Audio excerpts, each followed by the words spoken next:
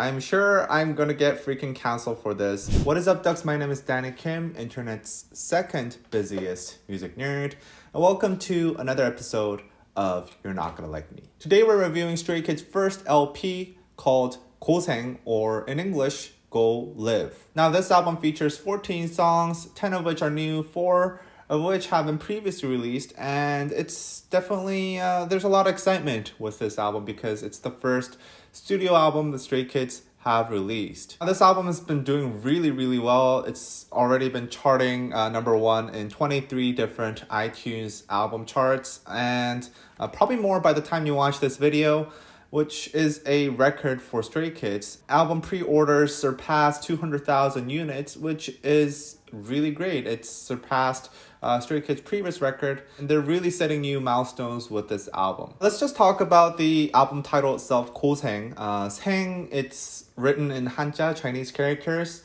basically means live or alive, and it's basically a double meaning because 고생 in Korean means going through tough times. Regarding the title of this album, Changbin said that people go through difficult times, through hardships, and he wanted to convey a message that rather than avoiding these hardships, gotta go live, enjoy, learn to enjoy these difficult times.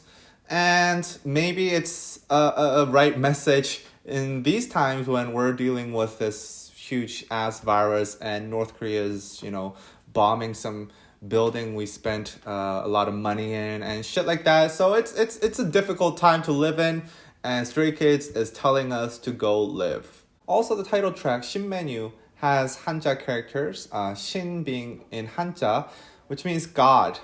So it has also a double meaning, God's menu and also a new menu. So it's a pretty interesting twist they put on to these titles. And of course, 3 Racha, Pangchan, Changbin, and Han have been directing and participating in all of the writing of all the songs in the album, and that's pretty amazing. 14 songs. I mean, I thought they were touring and stuff like that for a while. I guess because of Corona, they've been off work for a while, but still, like 14 songs to write. That's a pretty difficult task. So, applaud to that. And this album really shines in terms of variety because there's a lot of different types of music included in this album. Pangchan himself said they wanted to try out different types of music, and they definitely did. There's everything from hard-hitting hip-hop track with very cutting-edge synths to the smoothest and the most romantic acoustic ballad. So it's definitely got a very wide array of sounds. Now on to the album review. I'm sure I'm gonna get freaking canceled for this, but as somebody who's enjoyed most of Stray Kids albums so far, and as someone who thinks they are one of the best male idol groups in the 4th gen, I was not very impressed with this album. I had very high hopes, I had a lot of anticipation, but it just did not do it for me. But let's just start with the highlights, okay? So first of all, I think God's Menu definitely deserves a spot as the title track. I think this is the most memorable song out of the entire album. I definitely enjoy the do in the chorus. It's very memorable, very impactful. And I also enjoy the variation in tone among the members. I think that was one of the best parts of the song. The members' difference in tone and rapping style is so distinct. It's always what's gonna happen next, what's gonna happen next. It literally seemed like we opened a menu and we saw this different types of rapping, like the different types of food, and it's a great pleasure to listen to a song like this. Lyrically speaking, this is nothing really out of this world, but I did enjoy the fact that they made an analogy of them being chefs. They are 5-star chefs, and the people listening to the album are restaurant visitors, customers, and they're serving them these hot-ass lines. It's a pretty cute and clever way to put things in otherwise what could be a typical, self-hyping hip-hop track. So I definitely really enjoy this track, and if I were to grade this track on its own, I give it something from a 3.5 to a 4 out of 5. Another highlight that I really enjoyed, and my personal favorite, was Blueprint. Now, this is not a song that is necessarily the most impactful. I think it's a straightforward pop song, but I really, really enjoy the bass in the chorus. It sounds so tight. It's nothing complicated, mostly just root notes on the downbeat with a few embellishments, but it just makes the chorus sound so damn good. And it just carries. I can see the bass carrying the entire chorus, all the melody, the top lines on his shoulders, and just driving through this chorus and this awesome part. It just makes the song like 20 times better. Definitely enjoy this bass. Maybe it's just me being a stuck-up purist, but I really enjoy it when K-pop uses bass like it would actually be played. I don't think it's actual bass being played here, but it definitely sounds like something that a bassist would play. Of course, that moment of bliss was soon ruined by the next song called Ta, which does the complete opposite. It has these very jarring pitch bends in the bass section that honestly make the instrumentals sound very cheap and janky.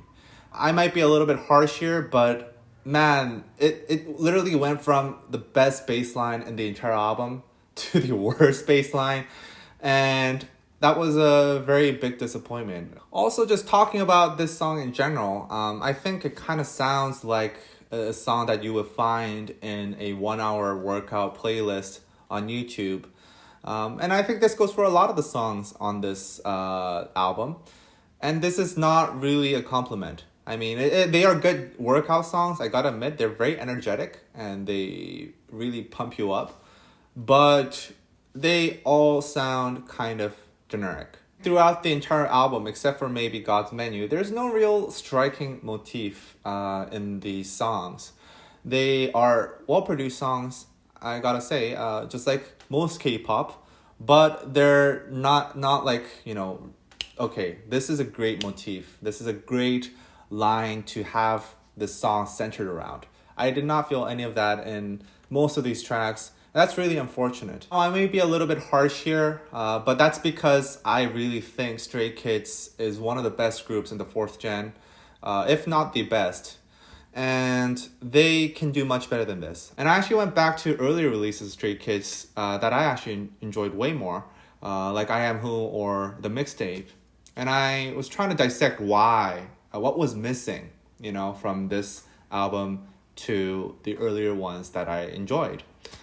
And I found these albums to be much more angsty, much more on edge. It almost feels like if you go listen to those albums, they sound dangerous. Like they're on the brink of just falling apart. The vocals, the rapping, it's so on edge. It makes you uncomfortable when you listen to it. It made your heart beat faster. It made you go excited. It made you be worried about yourself. It made you feel threatened. I just got a lot more emotion when I heard that. And maybe we will never see that kind of Stray Kids anymore because, well, they've grown older. They're 2 years older, and I guess they might not be as angsty as they were 2 years ago as teens. But for me, that was the appeal of Stray Kids. They were just so dangerous, and they don't sound dangerous anymore, and that makes me feel a little bit sad in my heart. So I'm gonna have to give this album a 2.5 out of 5. I'm very sorry, Stray Kids.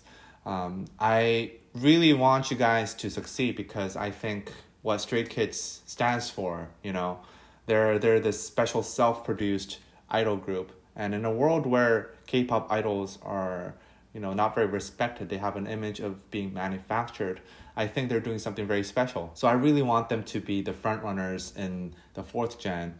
And I hope they do in the future, if not now. I mean, 200,000 units, that's a lot of units. Also, just a side note, a fun story. Actually, I met a friend who was on my radio show this morning, and she is the PR manager, I guess, for Sunmi and all sorts of other artists.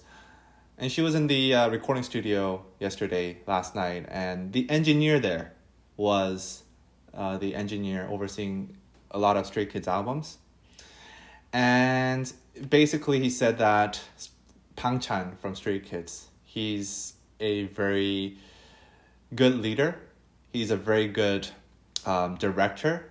Like, he knows the songs inside and out, and he will be directing most of it, even though there's also like some other people in the room. Like, he will be the one that's directing all the vocals and most parts of the song. As artists, like, that's a very respectful thing, that they have so much control over their songs and they have a big understanding, especially Pang Chan. So good on you. I'm sorry I gave this album a bad review, but it just was not my taste. But tell me what you think. Did you enjoy the album? Did you feel the same as me? And please put your thoughts in the comments below. I love discussions. You know, the point of this review is not to say that my opinion is the fact, the truth. I have no fucking idea what I'm talking about, but I just want to share my thoughts as a K-pop fan, just like you. So tell me what you think, and we'll see you guys next time. Bye-bye. And also, David is very doubtful of this series, so please, everybody, tell David that you really enjoy this show in the comments below if you want this continued. And spread this on Twitter, please. Bye-bye.